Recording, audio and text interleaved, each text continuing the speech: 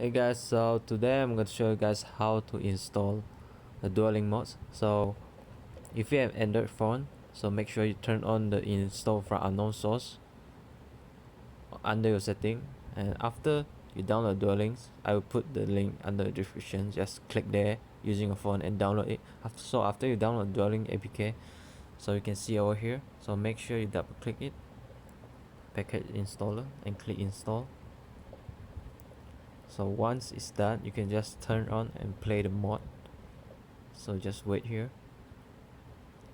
and click open, and Duel Links mode will turn on.